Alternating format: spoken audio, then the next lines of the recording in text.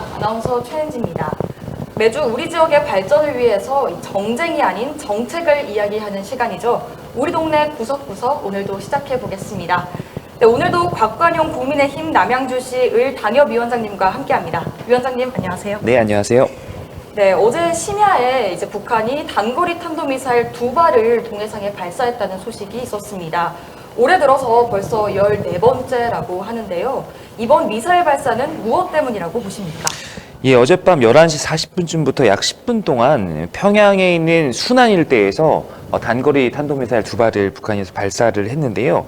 이 2발의 미사일은 각각 한 360여 킬로미터를 비행한 뒤에 동해상에 안착했습니다. 일본 방위성에 따르면 일본의 배타적 경제 수역 밖에 떨어졌다고 발표하고 있고요. 한미 지금 정보 당국은 이 북한 미사일의 세부 재원을 종합적으로 검토하는 중입니다. 이게 사실은 7월 24일 날 동해상으로 미사일을 북한이 발사한 이후에 37일 만에 발사이거든요. 이거를 여러 가지로 이제 의미를 해석할 수 있겠지만 대표적으로는 어제 한반도 상공에서 미국의 전략 폭격기 연합훈련이 있었거든요. 여기에 대한 반발 성격이라고 볼 수 있고, 최근에 대한민국과 미군이 함께 을지 프리덤 실드 훈련 등을 감행하면서 여기에 대해서 북한이 반발하는 것이다, 이렇게 볼 수 있겠습니다. 근데 이렇게 유엔 안보리 제재에 응하지 않고 이렇게 도발 행위를 이어가는 것이 사실 어제 오늘 내일 일은 아니어서 여러 가지로 걱정들을 하시겠지만, 조금 더 지금 대한민국 정부가 추진하고 있는 여러 가지 강력한 안보라든지 그다음 국제사회의 공조라든지 이런 부분을 통해서 꼭 빨리 해결해 나가기를 바라고 있습니다. 네, 벌써 14번째 이렇게 발사를 했다고 하는데요. 이렇게 계속되는 위협으로부터 우리 대한민국을 안전하게 지키기 위해서라도 우리 정치권도 이제 힘과 지혜를 모아야 하는 때인 것 같습니다. 네, 그럼 지금부터 본격적으로 오늘의 주제 이야기 나눠보려고 하는데요. 오늘 살펴볼 주제, 묻지마 범죄, 남양주는 안전한가입니다. 시작하면서 위원장님께서 국가 안보를 위협하는 무력 도발에 대해서도 이야기 나눠주셨는데요. 사실은 우리 삶 가까이에서 연일 벌어지고 있는 여러 가지 범죄 행위들이 시민들에게는 더 크고 더 중요하게 느껴지는 경우가 많을 것 같습니다. 네. 특히 최근에는 이 불특정 다수를 대상으로 한 묻지마 범죄가 급격하게 증가를 하면서 많은 국민들이 불안에 떨고 있습니다. 대체 요즘 무슨 일이 벌어지고 있는 건지 말씀 나눠주시죠. 참 오늘 좀 심각한 이야기를 해야 하는데요. 이 대한민국이 사실은 치안이 아주 좋기로 유명한 국가이고, 우리 사회가 사실은 그동안 저희가 총기도 사실 허용이 안 되는 사회이고요. 그래서 여러 선진국 국가들 그리고 도시들 중에서 아주 안전하기로 유명한 국가였는데, 이제는 시민들이 밖에 함부로 이렇게 돌아다니기도 좀 무섭다 할 정도로 최근에 이런 묻지마 범죄들이 성행하고 있는 것은 걱정입니다. 아마 지금 보고 계신 시청자 여러분들께서 가장 익숙하게 최근에 있었던 사건은 8월 3일 날 성남시 분당구 서현동에서 있었던 흉기 난동 사건이었을 거예요. 이때 이제 22세의 남성이 무차별적으로 흉기를 들고 쇼핑몰 안으로 들어가서 휘두르는 바람에 여러 명이 다치고 정말 난리가 나는 그런 일이 있었고, 사실은 그래서 경찰이 8월 3일 날 이 사건이 있은 직후부터 8월 4일이죠. 25일까지 특별 치안 활동 기간을 지정했습니다. 그래서 이 동안에 이런 비슷한 유사한 범죄들이 얼마나 일어났는지 봤더니 흉기 난동을 포함한 시민 안전 위협 사건이 총 315건, 그러니까 한 2주 동안 315건이 집계됐고요. 이는 살인미수 25건과 폭력행위, 흉기폭력행위죠. 그러니까 흉기를 들고 뭔가 위협하거나 하는 게 163건 정도로 포함해서요. 이렇게 일어났었고, 이 중에서 54명이 구속됐고 총 86명이 신명 처리될 정도로 요즘 사회에 아주 빈번하게 일어나고 있는 심각한 사건입니다. 네, 또 얼마 전에 이제 산책길에서도 네. 성폭행 및 살인 사건이 일어날 정도로 네. 요즘 이 흔한 산책도 굉장히 어려워하는 분들도 많고요. 네. 또 이 서현역 흉기 난동 사건 이후에 각종 SNS에 살인을 예고하는 글이 올라오기도 했고, 그러면서 이제 많은 국민들이 심각하다고 느끼고 계실 것 같습니다. 그렇다면 이런 범죄들이 유독 우리나라에서만 일어나고 있다는 생각이 드는데, 네. 이게 좀 특수한 상황인가요? 최근에 이제 한국에서 뉴스 같은데 연일 나오게 되고 막 이게 불안해지고 하니까 이게 한국 사회가 요즘 왜 이렇게 가냐 이런 생각들 많이 하실 텐데, 사실은 이게 최근에 한국에만 일어나는 추세들은 아니고 전 세계적으로 특히나 우리가 치안이 안전하다고 여겨지는 여러 선진국들에서도 빈번하게 일어나고 있는 유형의 사건들입니다. 상대적으로 치안이 안전하다고 여겨지는 국가들 중에서 예를 들어 일본, 프랑스, 독일, 스페인 같은 데서도 지금 이 분당 서현동 사건처럼 칼부림 사건들이 막 일어나거든요. 제가 대표적인 사례 몇 가지 소개해 드릴 텐데, 일본 같은 경우는 지난달 23일 날 오사카랑 간사이를 지나는 그 그러니까 열차 안에서 30대 여성이 칼부림 30대 남성이 칼부림을 일으켜서 여러 명이 다치고 뭐 이런 사건들이 있었고, 프랑스 동부에서는 좀 심각했는데 이 시리아 남성이 한 공원에서 막 흉기를 휘두른 거예요. 근데 여기는 아이들이 있었어요. 그래서 3세 이하의 아이들이 다치거나 4명 이상 다치거나 죽는 이런 사건들도 있었고, 스페인 남부 도시 아레시라스라는 곳에서는 교회인데요. 교회 안에서 일본도를 휘둘러가지고 사람들이 다치는 사고들도 있었어요. 그러니까 이게 비단 우리 대한민국에서만 일어나고 있는 심각한 현상이 아니라 전 세계적으로 뭔가 지금 무슨 대단한 변화가 일어나고 있나라고 생각할 정도로 일반적으로 보편적으로 좀 일어나고 있는 그런 사건들입니다. 저는 처음에는 우리 이제 한국 사회가 급격하게 성장을 하면서 이 발달한 문명 사회에 네. 우리 한국인들의 정신적인 그런 것들이 따라오지 못해서 발생하는 문제가 아닐까 생각을 네. 했는데, 위원님께서는 이게 선진국에서 이런 추세가 있다고 말씀을 해주셨습니다. 네. 그럼 여기서 이제 한 가지 궁금한 점은요, 이 묻지마 범죄라는 게 사실 어제 오늘만의 일은 또 아닙니다. 예전부터 흉기 난동 사건이라든지 이런 유의 범죄들이 수없이 발생했는데, 요새는 좀 더 유독 뜨거운 사회적인 논란이 되고 있다는 생각이 듭니다. 네. 이게 뭔가 과거와는 좀 다른 추세나 어떤 특징들이 발생한 걸까요? 잘 지적해 주셨는데, 사실은 이런 류의 묻지마 범죄라는 것이 최근에만 있었던 일은 아니거든요. 칼부림 사건, 그다음에 뭐 흉기 난동 사건 이런 것들이 과거에도 있긴 있었는데 요즘에 조금 특별한 면이 있는 것 같긴 해요. 제가 아까 말씀드렸던 그 분당 서현역의 사건 비롯해서 최근에 8월 27일 날 얼마 전인데 경북 영천에서 50대 남성이 식당에서 흉기를 휘둘러가지고 한 명이 죽고 3명이 다치는 사고가 있었고, 은평구 가련동 주택가에서는 30대 남성 한 명이 막 흉기로 난동을 부리다 체포되는 사건들이 있었는데요. 중요한 게 모두 다 범행 동기들을 물어보니까 기분이 나빠서, 우발적으로, 그리고 감정적으로 내가 불안정한 상태에서 저질렀다 이렇게 밝히더라고요. 그러니까 이게 뭐랄까, 이게 계획된 범죄라거나 뭔가 뭐 원한에 의한 그 보복살인이라든지 뭐 이런 부분들이 아니라 일종의 약간 뭐랄까 그 정신적인 문제들, 그 안정이 안 된 그런 어떤, 그러니까 정서적으로 안정이 안 된 그런 상태에서 저지른 우발적인 범죄들이 대부분이라는 얘기죠. 조금 더 심각하게는 그런 게 있어요. 요즘에 SNS 같은 데다가 예고하는 사람들도 있습니다. 그러니까 이게 약간 일종의 우리가 흔히 얘기하는 소위 말해서 관종 이런 얘기 쓰잖아요. 그런 것처럼 관심을 끌고 싶어서 이런 행동들을 하는 사람들도 있고, 하여간 과거보다는 SNS가 발달하고 뭐 이러면서 조금 더 형태가 과거와는 좀 달라진 양상들이 보인다라는 건데요. 그래서 여러 이제 범죄 심리학자들이나 이런 사람들이 분석을 하지 않겠습니까? 그래서 고위험 정신질환자들이 일으키는 범죄들이 대부분이다. 그래서 최근에 여기에 대해서 격리 조치를 하거나 응급처치를 하거나 하는 조치들도 있었고요. 그래서 많은 사람들은 여기에 대해서 이 사회 구조적인 문제 해결과 동시에 처벌 이런 것과 동시에 정신질환자에 대한 사후적인 처리, 사전적인 처리 뭐 이런 것들이 병행되어야 한다 이렇게 보고 있는 추세입니다. 마치 유행처럼 번지고 있는 상황이 이제 듣고 보니 더 걱정스러운 현실로 느껴집니다.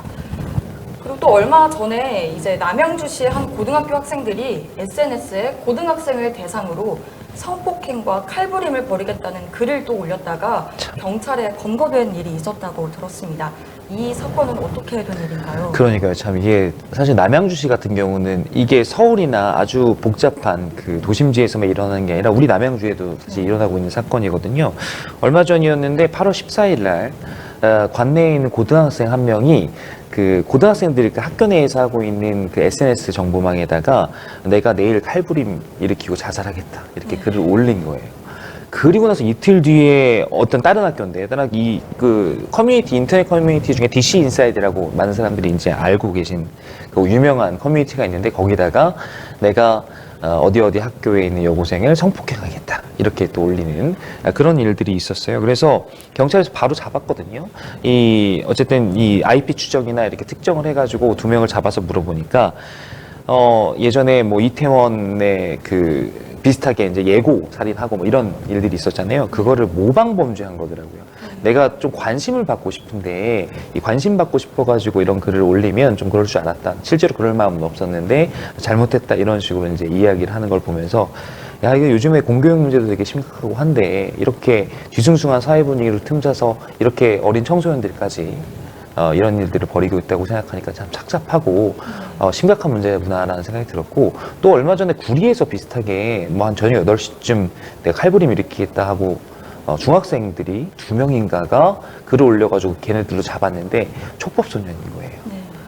그래서 참 이게 사실 뭐 청년이라든지 성인들의 문제뿐만 아니라 조금 더 어린 아이들에게도 지금 이런 부분들이 사회적인 분위기가 영향을 미치고 있구나라고 생각해서 조금 더 저는 많은 생각들이 들더라고요.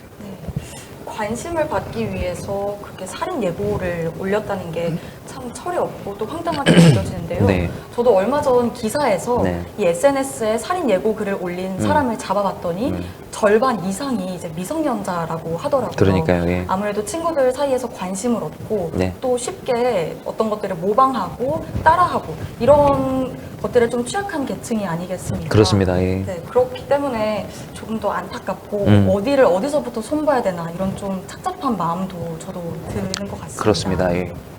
네, 그래서 이번에는 방금 말씀해주신 그런 남양주시에서 고등학생들이 SNS에 그런 글을 올린 사건들이 사전에 검거가 돼서 다행히 미수에 그쳤지만 네. 이런 칼부림이 실제 사건으로 이어진 사건도 있을 것 같습니다. 제가 좀 한 가지 소개를 해드리고 싶은 게, 최근에 이제 이런 정신질환과 관련된 부분들 이외에 마약이 사실은 대한민국에 또 위험한 문제로 떠오르고 있는데요. 남양주에서 정말 심각한 사건이 하나 있었어요. 아마 제 기억으로는 2021년 정도로 기억하는데 상습 마약 복용 혐의로 징역 그분이 한 13년 정도 받았던 걸로 기억하는데, 그래서 복역을 하고 출소를 했거든요. 근데 출소한 지 한 12일 만에 아마 지역이 오남읍이었을 겁니다. 오남읍의 한 빌라촌에서 경찰이 출동을 했어요. 그러니까 소란을 일으키고 있다. 주택가에서 이분이 어쨌든 간에 출소한 지 얼마 안 된 분인데 막 소란을 일으킨다 해서 이게 출동을 딱 해서 문을 딱 열자마자 긴 사시미 칼을 가지고 휘둘러서 경찰 2명한테 휘둘러서 한 명은 이렇게 목을, 그러니까 깊게는 아니고 이렇게 스치는, 그리고 한 명은 허벅지를 깊게 찔려가지고 다치는 그런 사고가 있었거든요.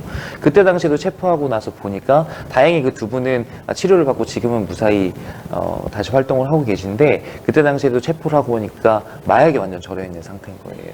근데 그게 무슨 유럽이나 미국에서 일어난 사건이 아니라 바로 우리 남양주시에서 일어난 사건이거든요. 그러니까 이런 식의 범죄들이 지금 우리 가까이에 아주 있다라고 생각되는, 이날도 사실은 이 경찰들이 강력계 형사들이었는데 그렇게 훈련받지 않은 사람이었으면 조금 더 심각한 사고가 될 수 있지 않았겠습니까? 그래서 이런 일들이 우리 주변에서도 일어나고 있다, 그런 생각이 듭니다.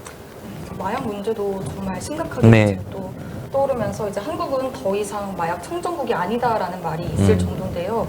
남양주에서도 이런 문제가 발생했는지 저도 이제 처음 알았는데 네. 좀 충격적이긴 합니다. 네. 그렇다면 위원장님께서는 이 문제를 어떻게 해결해야 한다고 생각하십니까? 일각에서는 이 처벌 강화라는 대안을 두고 찬반이 엇갈리기도 하던데요. 그래서 이제 진짜 중요한 이야기가, 그러면 우리가 여기에 대해서 어떻게 대처할 것인가라는 것인데요. 흔히들 이제 많이 얘기하는 것이, 아까 전에 제가 촉법소년에 대한 이야기들도 했지만, 대한민국은 이런 심각한 어떤 그 흉악범죄에 대해서 너무나 미약한 처벌을 가지고 있다. 이런 것들에 대해서 우리가 흔히 얘기하는 그 위하 효과라는 게 있습니다. 어떤 법의 위하 효과라는 것은 쉽게 얘기하면 겁을 줘가지고 억제하는 효과를 거두는 거거든요.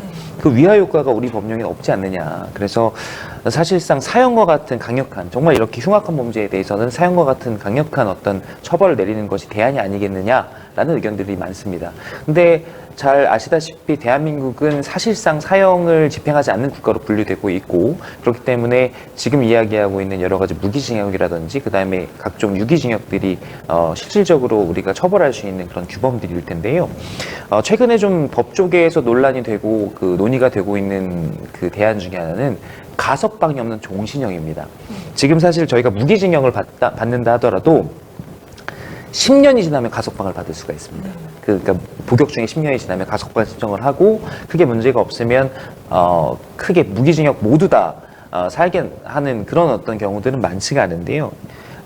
지금 논의되고 있는 가석방 없는 종신형이라는 건 말 그대로 이 가석방 자체를 불가능하게 원천적으로 차단하는 겁니다. 이렇게 되면 사실 사형의 대안이 될 수도 있기 때문에 여러 가지로 얘기가 되고 있는데 이게 사실 그 형법학 이런 이제 형법학이나 이런데 이제 학계에서는 여러 찬반이 엇갈리고 있는 게 근데 가장 큰 문제는 뭐냐면 예산 문제랍니다. 예산 문제. 왜냐하면 이런 흉악범들을 계속 가둬놓는데 국가가 예산을 써야 돼요. 기본적으로 먹고 재워주고 입혀주고 해야 되기 때문에 국민들의 예산을 여기다가 평생 동안 써야 되는 그런 문제가 있고 점점 지금 말씀드린 것처럼 이런 흉악범들이 늘어나고 있는 추세 속에서 과연 이것들을 우리 국가가 정부가 다 수용할 수 있겠느냐라는 어떤 문제가 있어서 법안이 발의되어 있기는 하지만 아직은 계류 중인 상태다라고 밝혀드리고요. 그리고 저는 조금 더 장기적이고 근본적인 방법을 생각해 봐야 한다라고 생각을 하고 있습니다. 물론 이런 처벌들 중요하죠. 특히나 성폭행 그런 이런 묻지마 범죄, 흉기 난동 사건 이런 것들은 엄히 처벌해야 되는 것이 맞지만 저는 조금 더 근본적으로는 이런 사건들이 일어나지 않도록 사전에 우리가 사회 구조적인 어떤 해법을 찾는 것이 더 중요하다라고 생각합니다. 아까 제가 말씀드렸듯이 정신질환자들이 일으키는 것들, 뭐 예를 들어서 조현병을 가진 사람들이 일으킨다든지 혹은 사회와 격리돼서 우리 흔히 그런 얘기들 은둔형 외톨이 이런 분들 얘기하잖아요. 그러니까 본인이 정말 그 나약한 어떤 지금 정신 상태 속에서 무기력감에 빠져서 정말 모든 희망을 잃고 에라 모르겠다고 저지르는 범죄들의 형태들이 많기 때문에 이런 부분들을 사회적으로 우리가 케어하고 어떤 전 국민적인 일종의 정신 건강에 대해서 조금 다시 한번 생각하고 적극적으로 대응해야 하지 않나 이런 것이 조금 더 장기적이고 근본적인 해법이 아닌가 이런 생각을 좀 가지고 있습니다. 저는. 처벌을 강화하면 미화 효과라는 걸 통해서 조금 더 범죄 발생률이 줄 수는 있지만 네. 이게 아무래도 뭐 가석방 없는 종신형 같은 문제가 이제 또 대안으로 나오고 있다고 하셨잖아요. 네. 근데 이제 이런 문제들은 예산이 많이 들고 네. 또 흉악범이 늘어나기 때문에 다 수용이 가능하냐 네. 이런 문제점도 지적해 주셔서 아무래도 이제 위원님께서는 처벌도 중요하지만 이제 보다 근본적, 장기적으로 대한민국 사회 전반의 마음 치료, 정신 케어를 네. 더 많이 시급하게 생각하고 계신 것 같습니다. 네. 그럼 우리 남양주시에서도 시민들의 정신 건강 증진을 위해서 노력하고 있는 것들이 있습니까? 이 대한민국 정부에서 최근에 예산안 발표했는데요. 이 예산안 발표에도 비슷한 내용들이 포함되어 있습니다. 최근에 이런 문제들이 많이 불거지다 보니까 이 대한민국 전반의 어떤 정신건강 증진을 위한 그런 프로그램들을 위한 예산들을 좀 대폭 증액하면서 이 부분에 대해서 정부가 적극적인 노력을 기울이겠다. 이런 지금 방침을 표명하고 있고요. 마찬가지 맥락에서 남양주시도 여러 가지 노력을 하고 있는데 제가 몇 가지 소개를 시켜드리려고요. 첫 번째로는 남양주시 정신건강복지센터에서 최근에 경복대 학생 상담센터랑 같이 한 캠페인이 있습니다. 뭐냐면 이 청년들 그리고 대학생들의 정신건강 증진 및 자살 예방을 위한 캠페인인 건데요.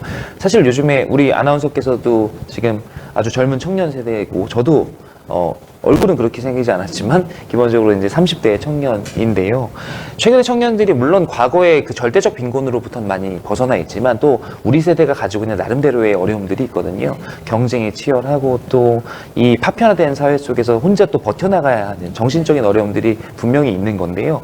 이런 부분들에 있어서 어려움을 겪고 있는 청년들에 대해서 이런 상담센터라든지 교육기관이라든지 그다음에 지자체라든지 이런 기관들이 나서서 적극적으로 찾아가고 대화를 통해서 그런 부분들을 좀 치유하고 또 사회로 자연스럽게 연착륙시킬 수 있는 그런 제도적인 노력을 기울이고 있다라고 할 수 있겠습니다. 비슷한 측면에서 남양주시에서 또 운영하고 있는 것들 중에 하나가 이 비행을 저지를 수 있는 포텐셜을 차단하자라는 의미에서 학교 밖 청소년 지원센터라는 곳에서 자립 지원 프로그램을 또 운영하고 있습니다. 그러니까 학교 밖 청소년이라고 보통 얘기하면 공교육에서 벗어나서 여러 가지로 이제 학교의 통제를 받지 않다 보니까 나름대로 이제 밖에서 이 청소년 시기에 겪을 수 있는 여러 가지 비행들을 저지르고 이럴 가능성들이 큰데요.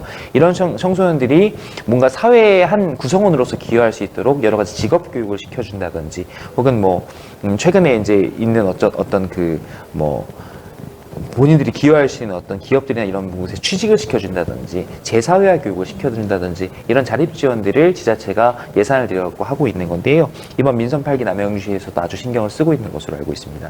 세 번째로 좀 소개시켜드리고 싶은 것은 청년의 마음은 또 청년이 좀 잘한다고 해가지고 그 남양주시에 이번에 제2기 청년위원회라는 것이 있는데 이 청년위원회가 재밌는 기획을 또 했어요. 은둔형 외톨이라는 말은 다들 익숙하잖아요. 그러니까 뭐 취업도 포기하고 결혼도 포기하고 사회생활 다 포기하고 집에만 틀어박혀 있는 그런 건데, 니트족이라는 게 비슷한 개념이기는 조금 다르거든요. 이 니트족이라는 거가 조금 더 일반화된 어떤 형태의 이런 사회의 단절, 그리고 특히나 청년과 청소년한테 많이 나타나는 현상인데요. 이게 일본에서는 이미 10년 전부터 심각한 사회 문제가 되어 왔어요. 한국에서는 아직도 생소한 개념이긴 한데요. 이 은둔형 그러니까 외톨이, 흔히 우리가 히키코모리라고 부르는 이런 유형의 청년들과 니트족 청년들을 실제로 직접 한번 전수조사 해보겠다라는 프로젝트를 기획 중인 걸로 알고 있습니다. 왜냐하면 이 사람들은 어떤 연구기관 같은 데서 나가도 쉽게 접촉이 어려워요. 그러니까 본인들의 가족과도 단절된 생활을 하는 경우들이 많기 때문에 누군가 손을 내밀어도 쉽게 손을 잡아주지 않거든요. 그런데 그나마 그래도 조금 같은 시대를 살아가고 있는 청년들이 다가갔을 때 이분들의 마음을 조금 더 열 수 있지 않을까라고 해서 최근에는 이 니트족을 조사하고 있는 그 같은 청년 단체들을 모셔서 강연을 듣기도 하고 노하우를 전수받기도 하고 하면서 좀 본격적인 활동에 들어갈 준비를 하고 있다 그래서 저도 좀 관심 있게 지켜보고 있습니다. 마지막으로는 민선 8기 공약인데요. 이건 청년들한테만 국한된 얘기는 아니고요. 민선 8기의 중요한 공약 중에 하나가 바로 회복적 정의 피스센터 라는 그 시설을 설립하는 건데요. 우리가 회복적 정의 피스센터라는 거는 쉽게 얘기하면 아까 전에 말씀드린 것처럼 어떤 네거티브한 억제체, 그러니까 뭐 범죄에 대한 처벌을 강화한다든지 이런 부분들에 정확하게 반대되는 개념입니다. 사회가 네거티브하게 뭔가를 처벌하고 예방하고 이런 것보다는 공동체가 함께 치유라는 개념을 통해서 서로를 보듬어안는 약간 그런 식의 정신케어를 공동체가 함께 하는 걸 얘기하는데, 이런 회복적 정의라는 개념에 입각한 그 정신건강치유센터를 꼭 임기 내에 설립하겠다라는 게 민선 8기 남양주시의 공약이기도 해서요. 이 부분도 잘 추진되게 되면 저는 나름대로 최근에 일어나고 있는 이런 심각한 일에 효과를 거둘 수 있는 대안이 될 수 있지 않을까, 그렇게 기대하고 있습니다. 이렇게 많은 사업들이 추진될 예정인데요. 위원장님께서 말씀하신 것 중에 이제 저는 니트족을 조사한다는 그 내용이 굉장히 흥미로웠습니다. 네네. 아무래도 일본 사회를 우리 한국 사회가 조금 따라가고 있다라는 평이 많잖아요. 네. 그래서 어떤 문제가 발생했을 때 그거에 대해서 뭔가 일을 해결하려고 하기보다는 미리 이렇게 전수조사하고 또 청년의 마음을 청년이 위로한다라는 이 말이 참 저도 청년 세대로서 감동하는 부분인 것 같습니다. 그래서 이런 부분들이 지금 말씀하신 것처럼 되게 중요한 부분인데요. 사실 현실은 되게 어려운 게요. 아까 전에 말씀드렸던 것처럼 접근이 쉽지 않은 문제도 있지만 사회적으로 중요도가 좀 떨어지다 보니까 일본과 비교했을 때 나름대로 일본 여기에 대한 대안들이나 이런 것들을 계속 디벨롭 해가고 있는 수준이라고 한다면, 한국은 사실은 여기에 대한 변변한 통계조차 없습니다. 그러니까 예를 들어서 우리가 니트족에 대해서 뭔가 대책을 강구하려면 대한민국의 니트족이 얼마나 있는지, 그리고 그분들이 대부분 어떠한 행동 양태를 보이는지 이런 것들에 대한 기본적인 데이터 소스들이 있어야 되는데, 우리 대한민국의 지금 학계에는 사실은 그런 노력조차 사실은 이거 다 돈 문제거든요.